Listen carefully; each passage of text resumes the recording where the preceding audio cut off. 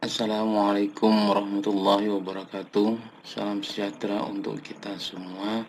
Semoga Tuhan Yang Maha Esa selalu melimpahkan kesehatan kepada kita semua. Dalam pertemuan kali ini, mata kuliah teori akuntansi, bahasan kali ini adalah terkait dengan struktur teori akuntansi. Dalam struktur teori akuntansi ada istilah postulat akuntansi, yaitu asumsi dasar yang melandasi proses penyusunan laporan keuangan secara keseluruhan. Ada 4 asumsi dasar yang dipergunakan. Pertama adalah asumsi unit moneter, yang kedua asumsi entitas ekonomi, yang ketiga asumsi periode akuntansi, dan yang keempat adalah asumsi kesinambungan usaha. Oke, apa itu asumsi unit moneter? Asumsi unit moneter berarti laporan keuangan yang menggunakan satuan uang atau unit moneter. Hal ini dilakukan untuk menciptakan keseragaman dalam pencatatan. Asumsi entitas ekonomi merupakan aktivitas ekonomi perusahaan dibedakan dengan pemilik usaha. Sebagai contoh, pengeluaran pemilik usaha yang bersifat pribadi tidak bisa dimasukkan dalam laporan akuntansi perusahaan. Nah, untuk asumsi periode akuntansi merupakan penyusunan laporan berdasarkan periode tertentu, misalnya jangka bulanan atau tahunan. Yang terakhir, asumsi kesinambungan usaha memungkinkan adanya pencatatan aset tetap yang dimiliki oleh perusahaan, karena aset tetap itu pencatatannya secara going concern, artinya setiap periode ada kesinambungan dalam masalah pencatatannya. Selain asumsi dasar, dalam struktur teori akuntansi ada istilah prinsip dasar akuntansi. Prinsip yang pertama adalah prinsip cost atau cost principle, di mana dilaporkan berdasarkan harga perolehan atau biaya historisnya. Artinya, semua yang tercatat dalam laporan keuangan tersebut disajikan berdasarkan yang namanya cost historisnya atau harga perolehannya. Nah, apa yang dimaksud dengan harga perolehan? Didefinisikan sebagai suatu jumlah tertentu yang diukur dalam bentuk uang dari kas yang dibelanjakan atau barang lain yang diserahkan, modal saham yang dikeluarkan, jasa yang diberikan, atau uang yang dibebankan sebagai imbalan dari barang dan jasa yang diterima atau akan diterima. Nah, harga perolehan ini dapat dibedakan menjadi dua, yaitu expired cost dan unexpired cost. Istilah unexpired cost atau bila diindonesiakan adalah biaya yang belum kadaluarsa diartikan sebagai pengeluaran yang belum menjadi beban dalam periode berjalan, akan tetapi ditangguhkan terlebih dahulu sebagai aset dan baru akan menjadi beban untuk pemakaian manfaat dalam periode akuntansi berikutnya. Nah, biasanya yang berhubungan dengan ini contohnya adalah biaya perawatan aset yang sifatnya material, artinya nilainya sangat signifikan. Dan kalau misalnya ini banyak dipergunakan dalam PSAK 69 terkait dengan pencatatan aset biologis. Sedangkan expired cost atau diindonesiakan sebagai biaya yang telah kadaluarsa adalah pengeluaran yang telah menjadi beban atau melalui penerimaan manfaat dalam periode berjalan, dan beban ini akan ditandingkan langsung dengan pendapatan periode berjalan.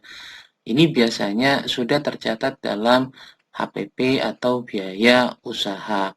Nah, terkait dengan cost principle ini, ada satu hal yang perlu diingat, artinya adalah matching cost. Artinya keselarasan antara pendapatan dan biaya. Di mana ada pendapatan, di situ pasti ada biaya. Di mana ada biaya, di sana pasti ada pendapatan. Kenapa historical cost itu yang dipergunakan? Karena dalam cost principle ini, biaya historis menunjukkan bahwa nilai daya beli merupakan konstan dan mengabaikan efek inflasi atau perubahan nilai. Artinya berapapun biaya yang dikeluarkan itu yang diakui sebagai cost atau harga perolehannya. Hanya saja dalam praktek akuntansi itu ada istilah nilai pasar wajar, yaitu dianggap lebih relevan bagi pengguna laporan keuangan dibandingkan biaya historis karena menyediakan gambaran yang lebih baik tentang nilai aset dan kewajiban perusahaan serta menyediakan dasar lainnya untuk menilai prospek arus kas di masa mendatang. Problematikanya ketika menggunakan yang namanya nilai pasar wajar untuk pencatatan aset itu terletak pada pengakuan biaya penyusutannya. Karena kalau menggunakan nilai pasar wajar, setiap periodenya akan mengalami perubahan nilai sesuai dengan harga pasar pada saat itu. Prinsip dasar akuntansi yang kedua adalah revenue principle atau istilah lainnya adalah prinsip pendapatan. Ditafsirkan dalam 3 hal. Pertama adalah arus masuk aset bersih sebagai akibat dari penjualan barang dan jasa. Maksudnya di sini ini adalah ketika terjadi yang namanya transaksi penjualan, adanya kas masuk, maka itu adalah saat diakuinya sebagai pendapatan. Nah, yang kedua, arus keluar barang dan jasa dari perusahaan kepada pelanggan.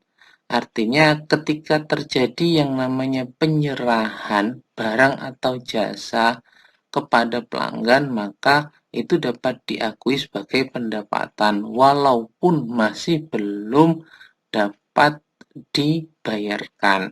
Sehingga di sini dalam penafsiran ini muncul istilah piutang usaha atau piutang dagang. Nah, yang ketiga, produksi perusahaan sebagai akibat dari semata-mata penciptaan barang dan jasa oleh perusahaan selama periode tertentu. Maksudnya, pendapatan itu dapat diakui pada saat proses produksi. Dalam buletin terminologi accounting disebutkan bahwa pendapatan berasal dari penjualan barang dan pemberian jasa yang diukur sebesar jumlah yang dibebankan kepada pelanggan atau klaim atas barang dan jasa. Ini maksudnya adalah pendapatan itu diakui sesuai dengan besar yang dibebankan kepada pelanggan. Juga termasuk keuntungan dari penjualan atau pertukaran aset, hak dividen dari investasi, dan kenaikan lainnya dalam ekuitas pemilik. Tidak termasuk setoran atau investasi dari pemilik. Nah, dalam pendapat ini yang diakui sebagai pendapatan itu adalah sejumlah klaim atau sejumlah tagihan yang dibebankan kepada pelanggan. Termasuk di dalamnya itu adalah keuntungan. Tapi kalau setoran investasi dari pemilik itu tidak dapat dikategorikan sebagai pendapatan. Apa sih perbedaan antara pendapatan dan keuntungan? Keuntungan atau istilah lainnya laba bersih diartikan sebagai kelebihan pendapatan dibandingkan dengan beban, ditambah atau dikurangi dengan keuntungan atau kerugian perusahaan yang berasal dari penjualan, pertukaran, atau penggantian aset lainnya. Di sini maksudnya, keuntungan itu merupakan selisih antara pendapatan dan beban yang harus dikeluarkan pada periode tersebut. Diperoleh dari mana? Diperoleh dari yang namanya penjualan, pertukaran atau penggantian aset lainnya. Selisih tersebut itu dimaknai sebagai keuntungan. Ada kriteria yang perlu dipertimbangkan dalam menentukan kapan pendapatan seharusnya diakui. Pertama, telah direalisasi atau dapat direalisasi, dan yang kedua adalah telah dihasilkan atau telah terjadi. Nah, apa yang dimaknai dengan telah direalisasi? Jika barang atau jasa telah dipertukarkan dengan kas. Di sini maksudnya adalah barang yang dihasilkan atau jasa yang dihasilkan itu telah diserahkan kepada pelanggan dan dilakukan yang namanya pembayaran. Sedangkan istilah dapat direalisasi apabila aset yang telah diterima dapat dikonversi menjadi kas. Muncul yang namanya tagihan di sini, walaupun barang tersebut itu belum dibayarkan oleh pelanggan. Sedangkan yang terakhir telah dihasilkan atau telah terjadi apabila perusahaan telah melakukan apa yang seharusnya dilakukan untuk mendapatkan hak atas pendapatan tersebut. Maknanya adalah dapat diartikan kalau proses produksi itu sudah selesai, walaupun belum diserah terimakan kepada pelanggan, dapat dipergunakan sebagai dasar pengakuan pendapatan. Pengakuan pendapatan biasanya dilakukan pada saat titik penjualan terjadi. Maksudnya di sini ketika terjadi yang namanya serah terima barang kepada pelanggan, baik serah terima barang atau jasa tersebut itu sudah dibayarkan atau masih dalam bentuk tagihan. Namun, pengakuan pendapatan juga dapat diakui pada saat proses produksi masih berlangsung. Contohnya di sini termin pembayaran kontrak konstruksi jangka panjang. Misalnya waktunya adalah 3 tahun sehingga dalam setiap periode sesuai dengan termin pembayaran dapat diakui sebagai pendapatan. Yang kedua adalah akhir produksi. Ini yang pada umumnya contoh produk logam tertentu, hasil pertanian tertentu di mana pada saat akhir produksi itu diakui sebagai pendapatannya. Dan yang ketiga, pada saat kas diterima, ini yang sangat umum sekali, contohnya adalah penjualan real estate dengan mempertimbangkan keraguan tingkat tertagihnya piutang. Kalau sudah ada pembayaran kas, maka diakui sebagai pendapatan. Prinsip dasar akuntansi yang ketiga yaitu matching principle. Artinya metode penandingan dalam penentuan pendapatan dan biaya atau beban. Hal yang paling mudah dipahami yaitu bila ada pendapatan, maka di sana ada biaya atau beban. Begitu juga sebaliknya. Bila ada biaya atau beban, di sana pasti ada pendapatan. Ada dua hal yang perlu diperhatikan dalam matching principle ini. Pertama adalah cash basis. Pendapatan dan beban akan dilaporkan dalam laporan laba rugi dalam periode di mana uang kas itu diterima, maka diakui sebagai pendapatan. Sedangkan uang yang dibayarkan itu diakui sebagai beban. Berbeda halnya dengan accrual basis, mana pendapatan maupun beban akan dilaporkan dalam laba rugi periode di mana pendapatan dan beban tersebut itu terjadi tanpa memperhatikan arus uang kas masuk atau uang kas keluar. Biasanya yang menggunakan prinsip accrual basis ini akan memunculkan yang namanya istilah piutang.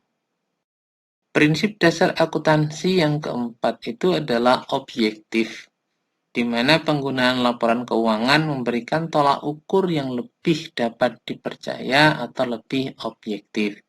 Pengukuran dengan biaya historis lebih dapat dipercaya dan diandalkan karena memberikan tolak ukur yang sama dalam penyajiannya yang bersifat objektif. Sedangkan pengukuran dengan nilai wajar lebih bersifat subjektif karena aset yang sama bisa dinilai berbeda oleh orang berbeda dan di tempat yang berbeda. Maksudnya di sini, kalau menggunakan historical cost itu lebih objektif karena yang dicatat itu sesuai dengan pengeluarannya, berapa yang harus dibayarkan. Tapi kalau menggunakan nilai wajar itu sifatnya subjektif karena masing-masing aset walaupun sama Tapi kalau dinilai oleh appraisal yang berbeda, di waktu yang berbeda dan di tempat yang berbeda, itu akan memiliki nilai yang berbeda. Sehingga dalam akuntansi itu lebih dominan menggunakan yang namanya biaya historis. Prinsip dasar akuntansi berikutnya itu adalah konsistensi. Transaksi dan peristiwa ekonomi yang sejenis harus dicatat dan dilaporkan dengan cara yang sama dari satu periode ke periode yang lainnya. Nah, di sini bisa menggunakan yang namanya metode pengakuan, prinsip akuntansi yang dipergunakan pada periode saat ini dengan periode sebelumnya itu harus sama. Tujuannya agar laporan keuangan dapat diperbandingkan atau memiliki daya banding.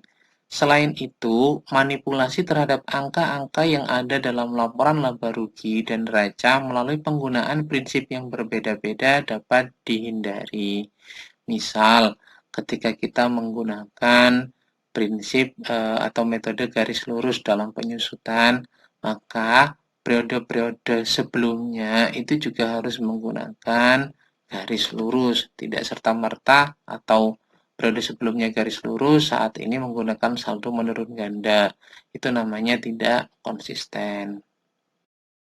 Nah, dari contoh yang tadi muncul pertanyaan, apakah perbedaan metode dalam akuntansi diperbolehkan? Semisal tadi dicontohkan, sebelumnya menggunakan metode garis lurus dalam penyusutannya, sekarang menggunakan metode saldo menurun ganda. Apakah itu diperkenankan? Jawabnya adalah iya. Tapi dengan catatan, menggunakan metode akuntansi lainnya yang diperkenankan. Ini harus memahami terkait dengan metode akuntansi apa saja yang diperkenankan untuk satu permasalahan. Yang kedua, sepanjang dapat menunjukkan bahwa metode yang baru tersebut lebih baik daripada metode akuntansi yang sebelumnya, serta mengungkapkan dalam catatan laporan keuangan terhadap sifat dan pengaruh perubahan akuntansi tersebut, serta alasan terjadinya perubahan pada periode terjadinya perubahan tersebut.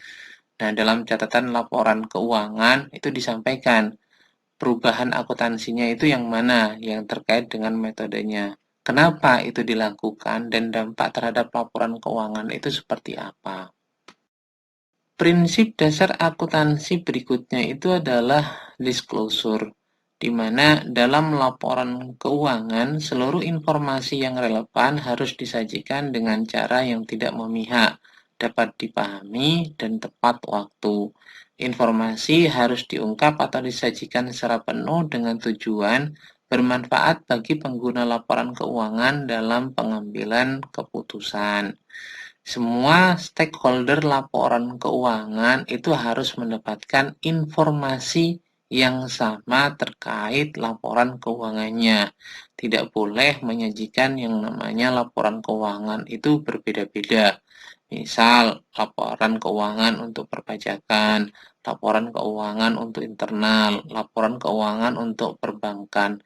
Itu tidak boleh dilakukan perbedaan atau dibeda-bedakan karena menyalahi prinsip dasar akuntansi disclosure principle ini. Ada prinsip dasar akuntansi yang namanya konservatif principle. Ketika kerugian terjadi, maka seluruh kerugian tersebut akan langsung diakui meskipun belum terrealisasi. Akan tetapi, ketika keuntungan terjadi, maka keuntungan yang belum terrealisasi tidaklah akan diakui. Kalau ada kerugian, walaupun itu belum terrealisasi, itu bisa dilakukan pengakuan secara langsung.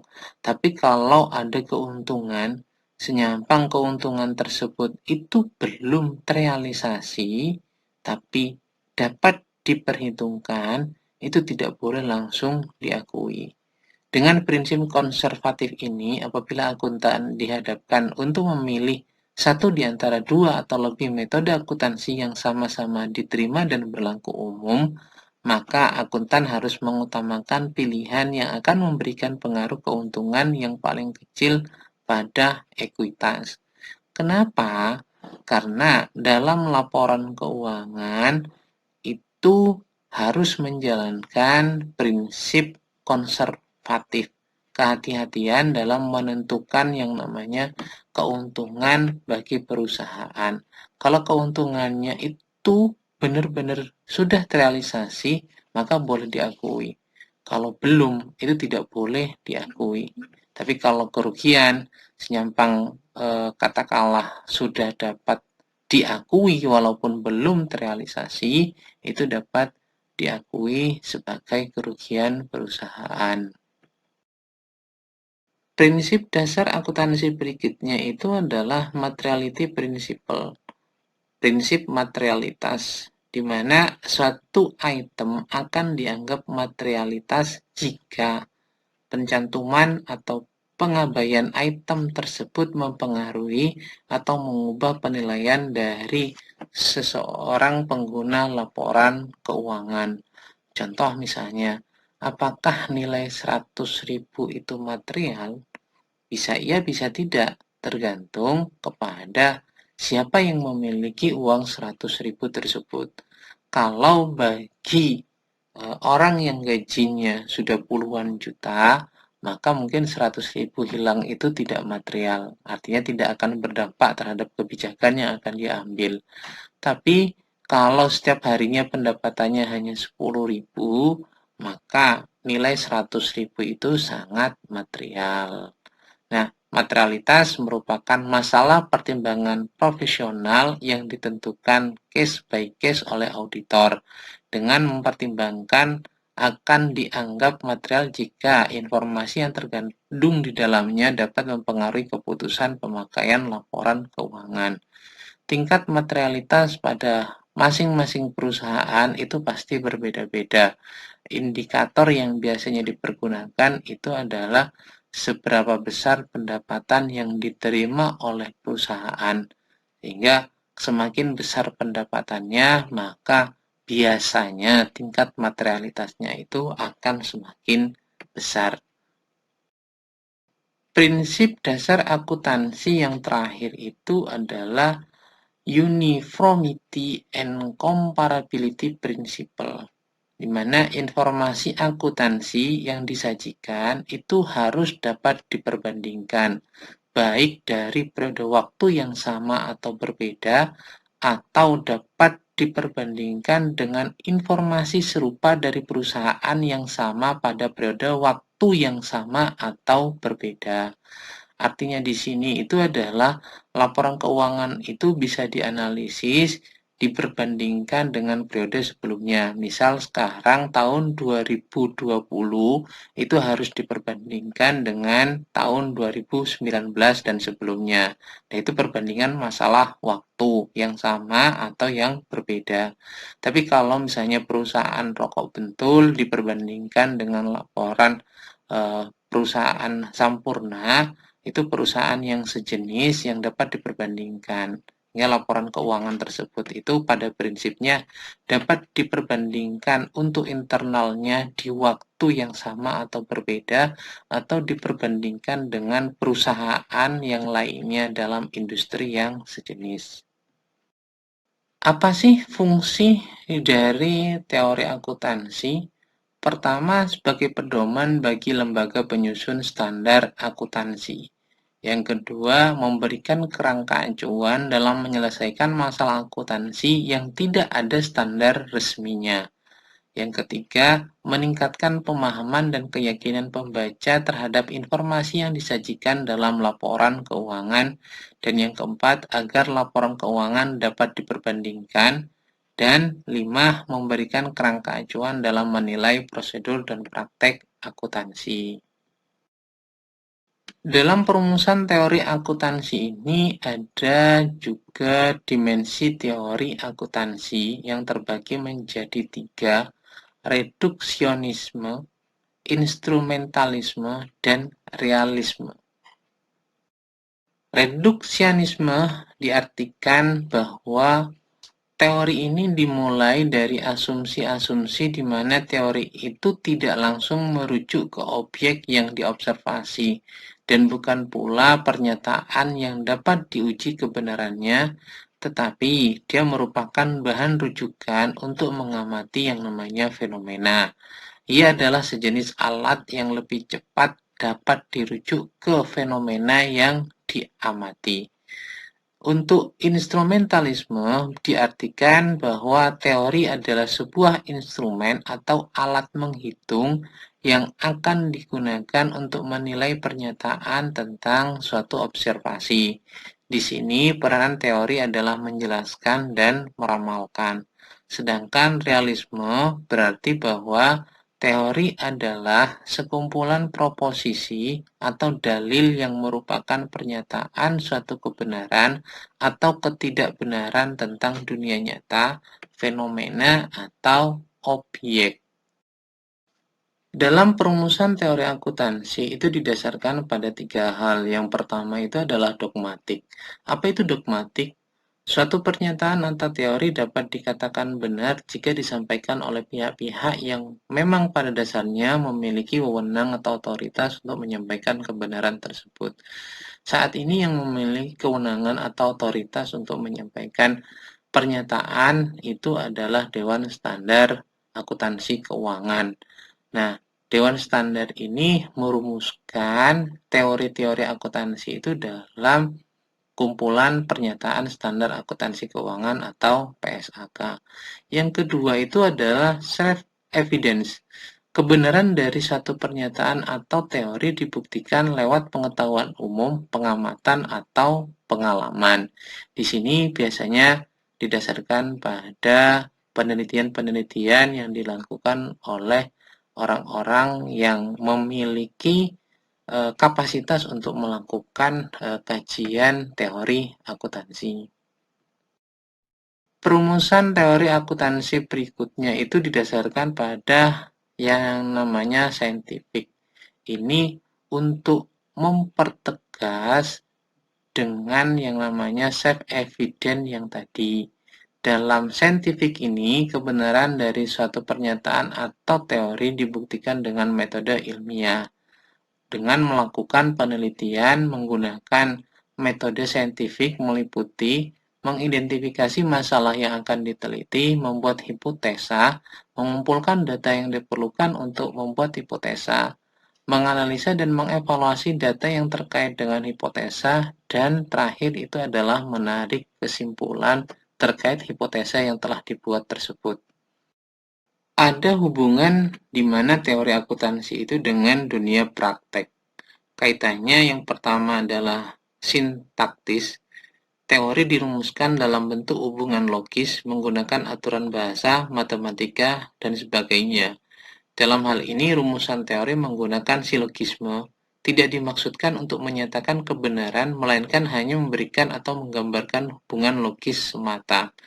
Contoh misalnya di sini ada premis 1 yang menyatakan seluruh perkiraan utang bersaldo normal kredit. Terus premis 2 menyatakan akumulasi penyusutan aset tetap bersaldo normal kredit. Kesimpulan yang dapat diambil dari premis 1 dan premis 2 itu adalah akumulasi penyusutan aset tetap adalah utang. Nah, pertanyaannya, apakah kesimpulan itu adalah benar?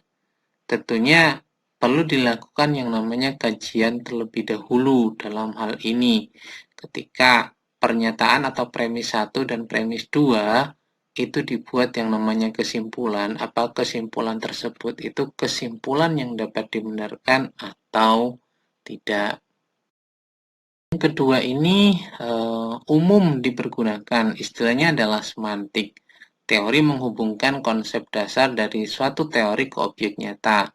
Hubungan dituangkan dalam bentuk aturan yang sesuai dengan definisi operasional. Misalnya di sini yang paling umum dipergunakan itu adalah aset sama dengan hutang ditambah dengan modal. Nah, bagaimana merumuskan yang namanya modal? Maka dapat diartikan adalah aset dikurangi hutang sama dengan modal. Begitu juga turunan dari rumus-rumusan ini bisa di breakdown sendiri. Berikutnya itu adalah dalam hubungan teori akuntansi dan dunia praktek itu berhubungan dengan pragmatik, di mana teori akuntansi yang dinyatakan itu harus memberikan manfaat bagi pengambilan keputusan. Oleh sebab itu, akuntansi yang disajikan harus sesuai dengan apa yang dibutuhkan oleh pengambil keputusan. Makanya, teori-teori akuntansi itu berkembang dari waktu ke waktu. Ada dua pendekatan dalam perumusan teori akuntansi. Yang pertama adalah pendekatan informal, yang kedua adalah pendekatan teoritis. Nah, kalau berkaitan dengan pendekatan informal, itu ada pendekatan pragmatik dan pendekatan otoriter. Kalau pendekatan pragmatik itu didasarkan pada temuan-temuan atau kondisi yang ada di lapangan, sedangkan pendekatan otoriter itu dibentuk dalam sebuah dogma yang dibuat oleh orang atau dewan yang memiliki otoritas untuk membuat aturan tersebut. Nah, untuk pendekatan teoritis ini didasarkan pada penelitian di mana banyak pendekatan yang bisa dilakukan dari pendekatan deduktif, pendekatan induktif, pendekatan etika, pendekatan sosial, pendekatan makroekonomi, pendekatan kombinasi. Ini bisa dijadikan dasar untuk menyusun yang namanya teori akuntansi. Sehingga apa yang tadi saya sampaikan, teori akuntansi ini bisa berkembang dari waktu ke waktu. Kalau dulu PSAK itu sangat tipis, sekarang itu sudah sangat tebal sekali dan bahkan sudah terpecah menjadi 4 bagian: standar akuntansi umum, standar akuntansi syariah, standar akuntansi UMKM, dan standar akuntansi etap. Kalau dulu hanya ada standar akuntansi umum itu saja. Melihat perkembangan kondisi sosial, kondisi makroekonomi, pendekatan yang lainnya, akhirnya muncul standar akuntansi yang sifatnya sesuai dengan kepentingan usaha. Mungkin itu saja terlebih dahulu yang dapat saya sampaikan. Bila ada hal yang perlu dipertanyakan, monggo bisa diajukan. Bila ada hal yang kurang berkenan, saya mohon maaf. Saya akhiri. Terima kasih. Assalamualaikum warahmatullahi wabarakatuh.